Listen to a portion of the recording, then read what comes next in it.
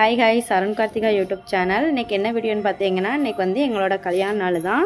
4 years complete பண்ணியாச்சு. இன்றைக்கி எங்கே கிளம்பியாச்சுன்னு பார்த்தீங்கன்னா, திருமலை கோவிலுக்கு தான். இது வந்து முருகன் கோவில். இது எங்கே இருக்குதுன்னு பார்த்தீங்கன்னா, தென்காசி மாவட்டம் கடையனூர்லேருந்து ரைட் எடுத்து உள்ளே வந்து பண்வழி வடகரை வழியாக போகணும். இங்கே பார்த்தீங்கன்னாவே இந்த ரோடு கடையனூர்லேருந்து தாண்டி அந்த சைடு போனாவே ஃபுல்லாகவே மரங்கள், அப்படியே ஒரு இயற்கை அழகு தான். அந்த பண்புலிங்கிறது வந்து இயற்கை அழகு. அது நம்ம புக்ஸ்லேயே படிச்சிருப்போம் 10th. அங்கே பார்த்தீங்கன்னா வியூஸ் எல்லாமே அவ்வளோ அழகாக இருக்கும். பைக்கில் போவேலே அப்படியே பாருங்கள், 2 சைடு அந்த புளிய மரம் அவ்வளோ அழகாக இருந்துச்சு. அப்புறம் பார்த்திங்கன்னா ஒரு காட்டில் வந்து கொத்தமல்லி இது பண்ணிக்கிட்டு இருந்தாங்க. அப்புறம் பைக்கை நிப்பாட்டிட்டு பார்க்குறதுக்கே அழகாக இருக்குது. நான் இன்றைக்கி தான் ஃபஸ்ட் டைம் கொத்தமல்லி இலை வந்து இப்படி விளைஞ்சிருக்க அந்த தோட்டத்தை பார்த்துருக்கேன். கடையில் வாங்கி தான் பார்த்துருக்கோம். பார்க்குறதுக்கு அவ்வளோ சூப்பராக இருந்துச்சு. அப்புறம் கோயிலுக்கு ரீச் ஆயாச்சு.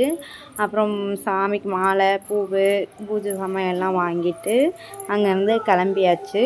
கோயிலுக்கு மேலே வந்து ஸ்டெப் வழியாகவும் போகலாம், பைக்லேயும் போகலாம். நாங்கள் போகையில் ரொம்ப தூரம் இருக்கிறதுனால ஸ்டெப்பில் நடந்துக்கிட முடியாதுன்னு பைக்கில் போயிட்டு, அப்புறம் கொஞ்சம் தூரம் கழித்து ஸ்டெப்பில் போயிட்டு சாமியெல்லாம் கும்பிட்டு, உள்ளே போய் சாமியெல்லாம் கும்பிட்டு, அதுக்கடுத்து வெளியே வந்தோடனையும் அப்பாவும் மகளும் விழுந்து வெளியே வந்து சாமி கும்பிட்டுட்டு இருந்தாங்க. அங்கே வந்து இதுக்கு நேராக தான் உள்ள முருகர் சாமி இருக்குது. நாங்கள் உள்ளே வந்து ஃபஸ்ட்டே போய் கும்பிட்டு வந்துட்டோம்.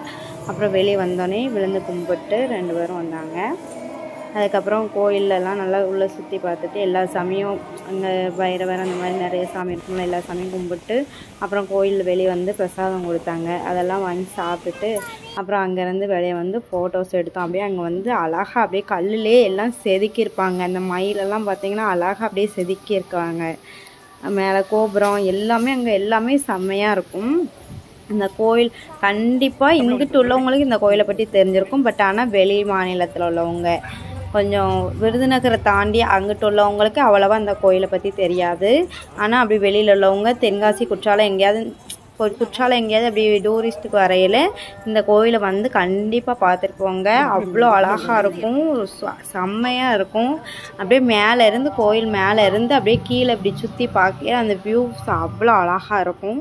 அப்புறம் நாங்கள் அப்படியே அங்கே இருந்துட்டு ஃபோட்டோஸ் எல்லாம் எடுத்துகிட்டு, நானும் பாப்பா எல்லோரும் ஃபோட்டோஸ், அங்கே வந்து அந்த சிற்பங்களே அவ்வளோ அழகாக இருக்கும். அதிலே ஃபோட்டோ எடுக்கிறதுக்கு அவ்வளோ இதாக இருக்கும்.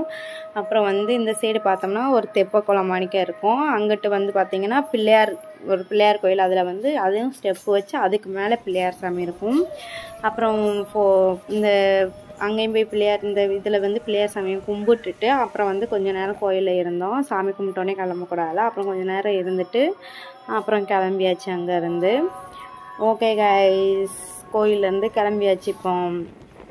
அப்புறம் பார்த்திங்கன்னா இந்த வளைவு மேலே கோயிலுக்கு போகிறது ஸ்டெப் வழியாக போகலான்னு சொன்னேன். இப்போ வந்து பைக்கில் போகிறது வந்து இந்த வழியாக தான் பைக்கில் போகணும். பைக்கு, காரு, பஸ்ஸு எல்லாமே இந்த சைடு வழியாக வரும். நடக்க முடியாதவங்களுக்குலாம் பஸ்ஸெல்லாம் விட்டுருப்பாங்க. அவங்க வந்து இந்த பஸ்ஸில் இது பண்ணி போய்க்கலாம். 2 சைடு ஃபுல்லாகவே பாறையாக இருக்கும். இந்த சைடு ஃபுல்லாகவே கீழே அப்படியே ஒவ்வொரு வளைவாக இருக்கும். அப்படியே ஃபஸ்ட்டு ஒரு வளைவு, அதுக்கடுத்து ஒரு வளைவு, அப்படியே ஒவ்வொரு வளைவாக ஒரு 5-6 வளைவு இருக்கும்.